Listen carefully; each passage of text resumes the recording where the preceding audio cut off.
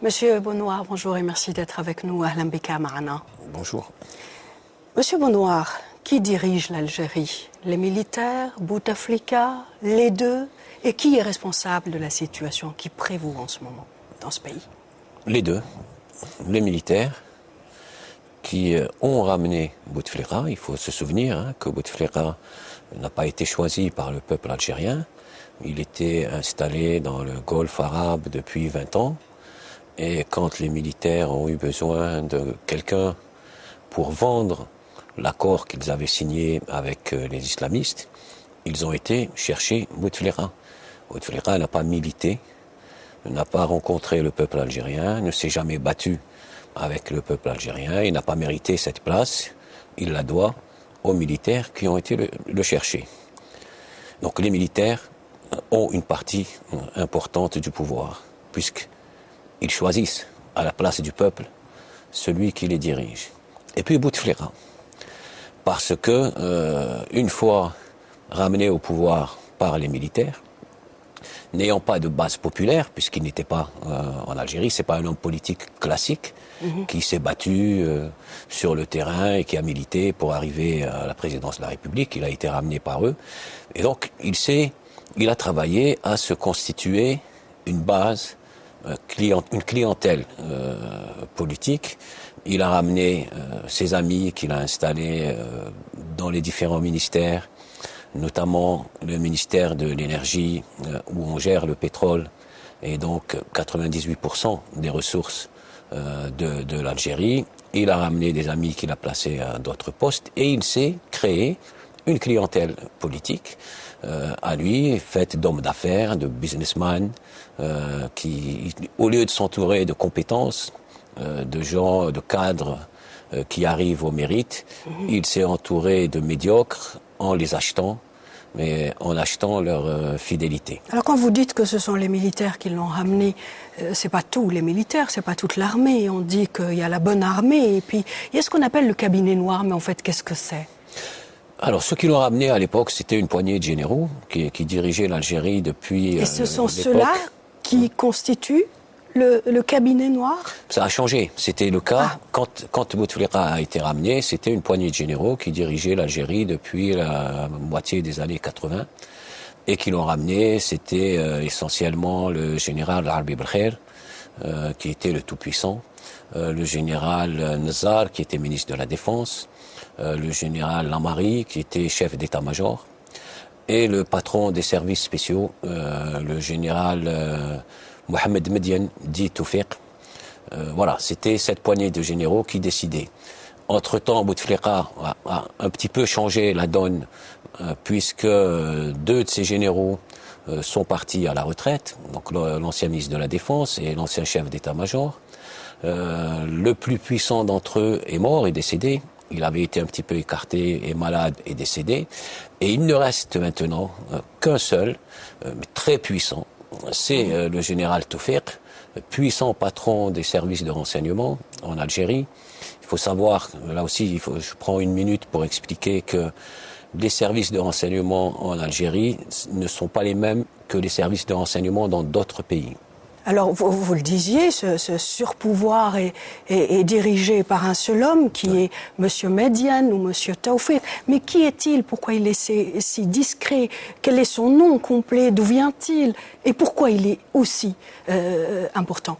Alors, il s'appelle Mohamed Lamine Mediane, dit Toufiq.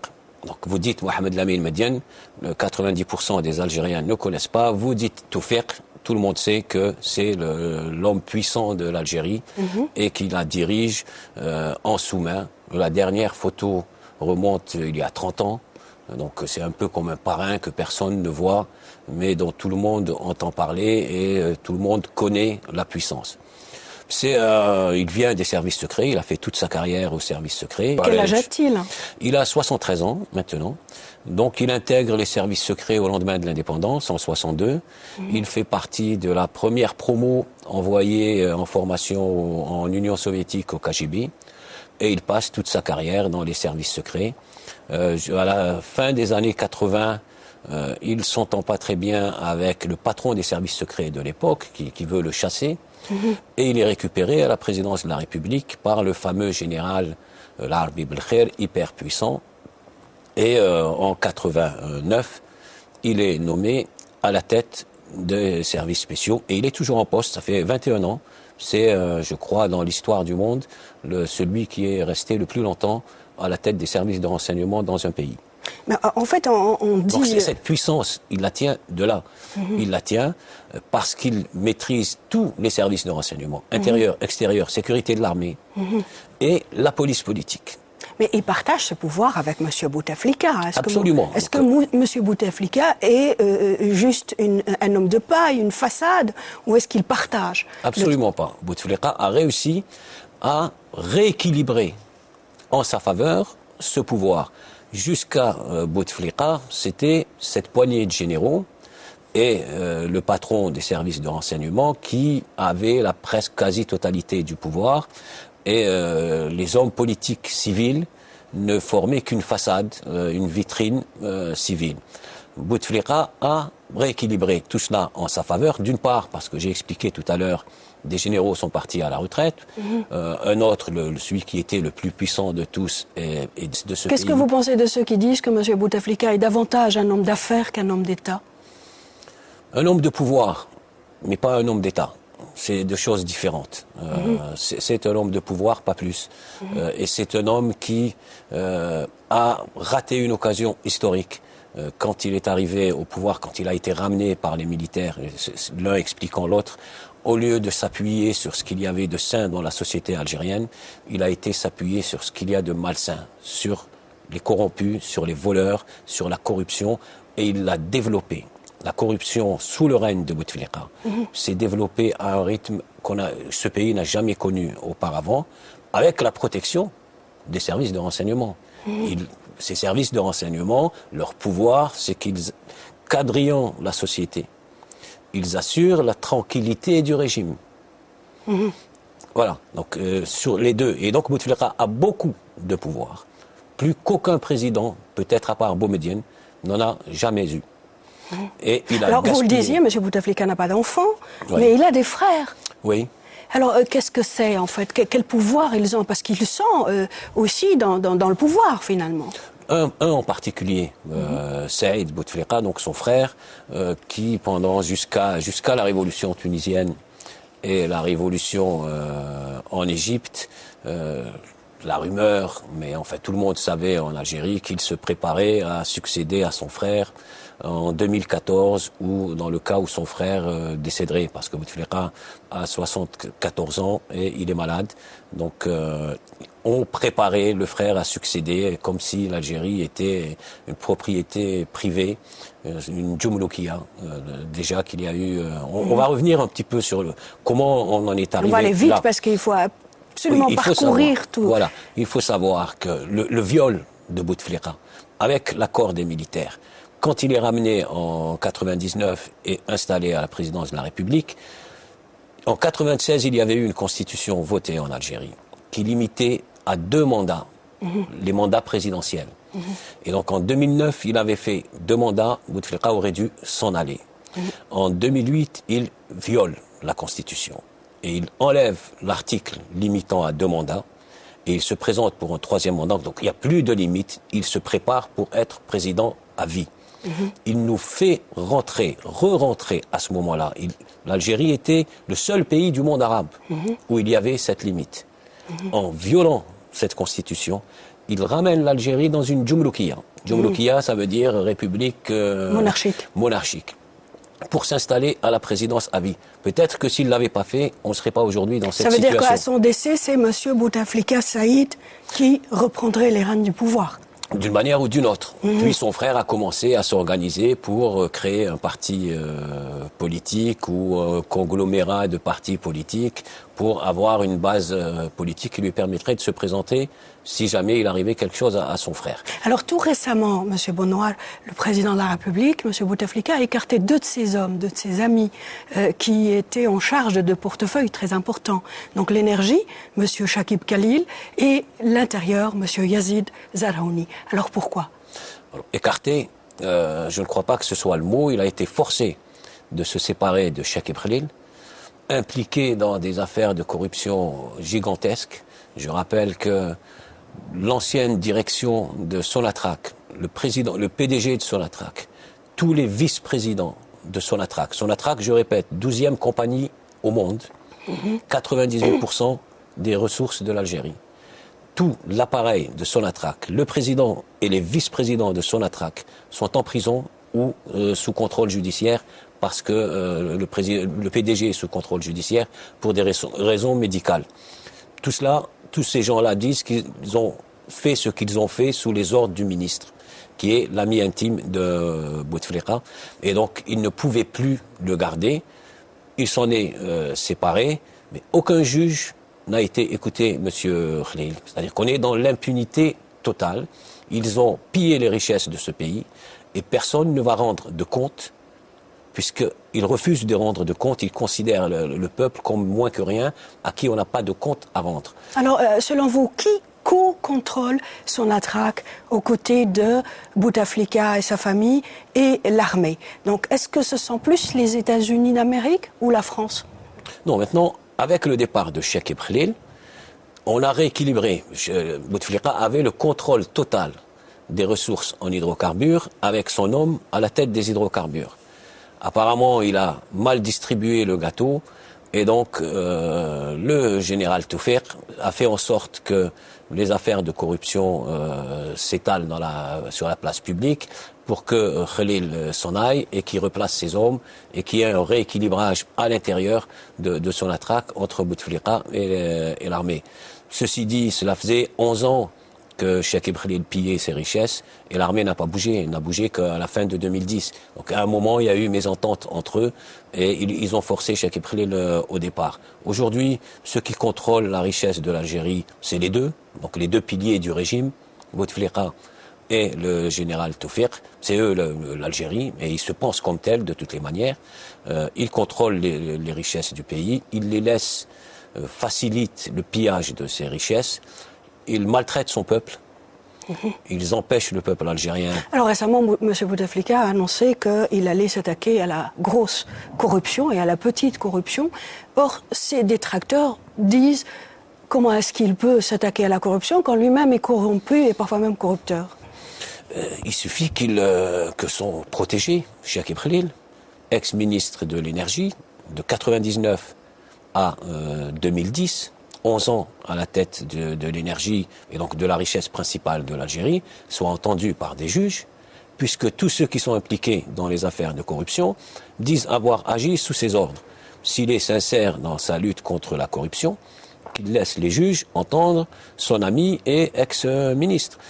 Par ailleurs, comment peut-il dire aujourd'hui qu'il va lutter contre la corruption alors que sous ces 11 ans de règne, elle s'est développée comme jamais auparavant dans l'histoire de ce pays.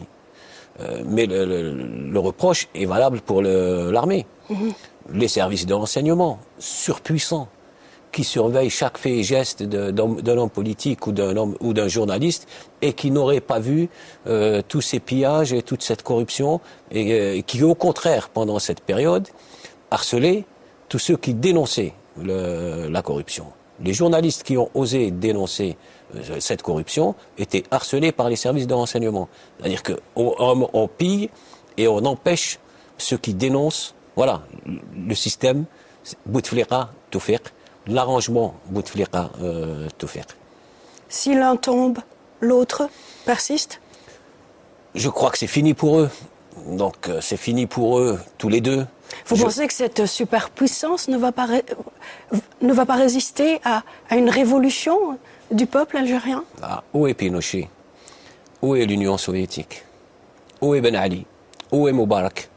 Et dans pas longtemps, on posera la question où est Bouteflika et où est Toufiq? Ils vont être emportés, c'est l'histoire qui l'a décidé.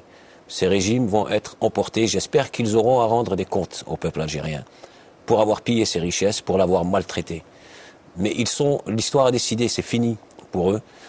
Aujourd'hui, il faut réfléchir avec tous ceux qui veulent construire autre chose en Algérie, à une transition et à comment faire pour que les choses se passent pacifiquement, sans effusion de sang. Ce pays a déjà trop donné de sang pour acquérir son indépendance, une guerre civile de 10 ans, avec près de 200 000 morts.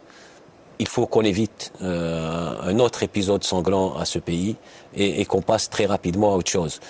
Évidemment, ils vont s'accrocher. Il y a certains disent que dans cette armée, il y a une sorte de militaires qui sont prêts justement à éviter ce sang, comme vous le disiez, ce bain de sang, en proposant de retourner dans leur caserne et laisser donc la société civile instaurer un état de droit. Vous pensez que c'est possible? C'est possible et c'est inéluctable. L'armée n'est représentée... Le service de renseignement dont je parlais tout à l'heure, donc le DRS, dirigé par le général Tawfiq, est le bras politique de l'armée.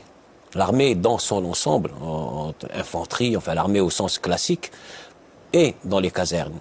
Et je ne pense pas qu'elle sortira pour tirer sur le peuple la prochaine fois. Si Bouteflika espère ou compte sur ça, il se trompe. L'armée ne sortira pas et ne tirera pas sur son peuple. Ça, c'est fini. C'est acquis au niveau planétaire. L'armée algérienne n'est pas une partie de l'armée libyenne. Et encore, on a vu en Libye, beaucoup de militaires ont refusé de tirer sur leur peuple. Quand on parle de l'armée, on parle du bras politique de l'armée, c'est la police politique qui, elle, quadrille la population. On est le seul pays au monde où la police politique est militaire. La police politique en Tunisie, c'est une police politique civile, de la police, du ministère de l'Intérieur. Pareil en Égypte. En Algérie, la police politique, elle est toujours militaire. C'est un corps militaire qui dépend de l'armée et qui n'a pas le droit de s'ingérer dans la vie publique du pays, qui n'a pas le droit de surveiller les gens et qui n'a pas le droit de les harceler. Donc cette police politique, il faut la dissoudre tout de suite. Si cette police politique est dissoute immédiatement et que les Algériens participent à la vie politique sans être surveillés par ces gens-là, participent à la vie médiatique, participent à la vie associative et syndicale. Il va en sortir très naturellement et très vite des nouveaux leaders, des syndicalistes, des universitaires, des militants politiques, des militants des droits de l'homme et la société va avoir accès à ces gens-là, va les écouter, va les entendre et va choisir qui elle veut pour la diriger. Donc on a un impératif: dissolution de la police politique, qu'elle ne se mêle plus des affaires publiques, et Bouteflika, qu'il annonce qu'il s'en va et qu'il organise la transition. Sinon, le peuple va décider lui-même un jour, ça peut être demain, ça peut être dans un mois, mais ce sera très bientôt, qu'il faut se débarrasser de ce système, et il sortira dans la rue, et ils le savent. Le peuple les balayera en quelques jours. Alors, un mot sur la coopération internationale militaire, plus singulièrement. On dit, enfin des experts, des connaisseurs des relations internationales, disent que M. Bouteflika, s'il est parvenu à avoir la mainmise sur l'armée, entre guillemets, c'est grâce à son acceptation de ce qu'on appelle le dialogue entre l'OTAN et les pays méditerranéens, dont l'Algérie, donc, qui a rejoint le peloton de ces pays méditerranéens juste après, au lendemain de la prise du pouvoir par M. Bouteflika. Et c'est ce qui lui a permis, donc, une sorte de négociation à son avantage avec l'armée algérienne. Qu'en pensez-vous ? Oui, c'est certain. Il a réorienté l'armée algérienne vers une coopération et une collaboration avec l'OTAN. Il faut se rappeler que l'OTAN a participé auprès de l'armée française pendant la colonisation de l'Algérie et pendant la guerre d'Algérie, et qui était... Vous pensez que les Algériens sont au courant, savent que l'OTAN était impliquée dans la guerre? Non, ils ne savent pas. On a appris par Wikileaks que l'Algérie avait accordé secrètement une base militaire à l'armée américaine dans le sud algérien. Ils ont signé des accords, ils ont accordé une partie du territoire algérien à l'armée américaine sans l'annoncer à qui que ce soit. Ça vous donne une idée du mépris dans lequel ils tiennent le peuple algérien. Et puis c'est Wikileaks qui nous l'apprend. Et ainsi de suite. C'est pour ça que ce régime doit définitivement partir. Et ça va être difficile parce que vous avez vu ce qui s'est passé avec la Libye, je reviens exprès, et les gens disent que Kadhafi est fou parce qu'il maltraite, il insulte son peuple de tous les noms, de drogués, de je ne sais pas quoi. Ceux-ci ne le font pas publiquement, mais ils pensent exactement la même chose. En tout cas, ils pensent qu'ils n'ont aucun compte à rendre au peuple, ni sur le plan financier, ni sur les décisions qu'ils prennent et qui engagent l'avenir de tous ces gens-là, de leurs enfants. Ils sont dans un total mépris de la population. Encore un mot par rapport à l'OTAN, par rapport aux manœuvres donc, militaires qui se font dans la Méditerranée du Sud, du Sud-Est, Sud-Ouest. Elle se fait aussi avec Israël, avec l'État hébreu. Est-ce que vous pensez que l'Algérie, en participant à ces manœuvres aux côtés d'Israël, c'est pour elle une façon de reconnaître l'État hébreu de façon implicite ? Mais écoutez, tant qu'on est dans l'opacité, on ne sait pas ce qu'ils ont dit et ce qu'ils ont décidé.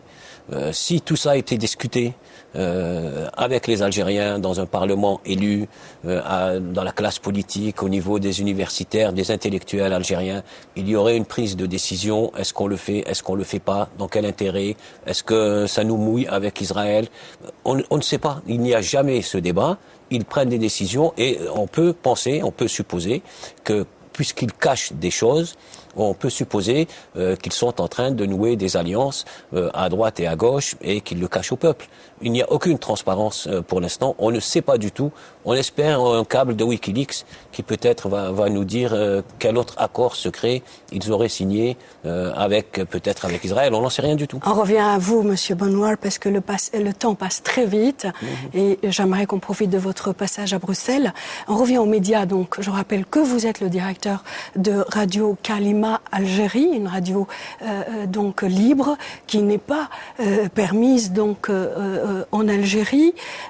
Un mot par rapport à cette relation entre les médias privés algériens et encore une fois le DRS. Il y a un nom qu'on galvaude aussi, on ne sait pas vraiment ce que c'est. Ça, c'est un autre colonel qui s'appellerait le colonel Fawzi.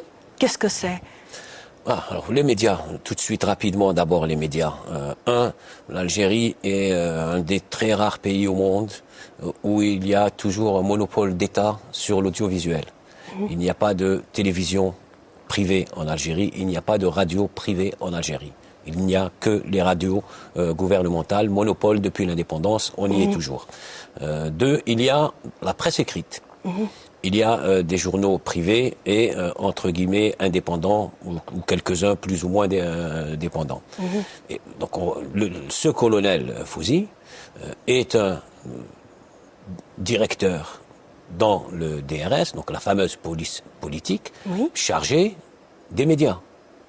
Donc, il s'occupe, pour le compte du DRS, des médias, il les surveille, il doit noter le degré d'allégeance des uns et des autres, et en fonction de ça, distribue la publicité publique aux uns et aux autres. Encore un mot, j'ai dit monopole public sur l'audiovisuel, un des rares pays au monde, monopole public sur la publicité. Toute la publicité publique passe par une agence gouvernementale qui la distribue aux journaux. Une mairie, un département ne peut pas, s'il a un petit encart de publicité pour recruter une secrétaire, appeler un journal et passer son encart publicitaire. Donc vous voulez dire que la presse privée, finalement, en Algérie, n'est pas aussi indépendante Elle n'est pas libre financièrement, en tout cas, puisque la publicité passe... Il y a un monopole d'État sur la publicité et c'est un sombre officier qui décide du paysage médiatique du pays. Finalement, en décidant de donner 5 pages de publicité à un journal et 3 à un autre et rien à un autre, c'est un officier élu par personne, qui ne rend de compte à personne, qui décide du paysage médiatique d'un pays comme l'Algérie. Voilà comment on contrôle des médias. Alors il y a une 60aine de journaux, un ou deux essayent d'avoir leur indépendance et ont un lectorat, ont acquis un lectorat et ils peuvent en gros se passer de la publicité publique. Et puis il y a une 50aine de journaux publics qu'on appelle parapublics, qui ne vivent que de l'argent de la publicité publique, donc l'argent des Algériens distribué par le DRS et qui, à longueur de journée, Bouteflika est le plus beau et le meilleur président du monde. Et voilà, sinon ils n'ont pas de publicité.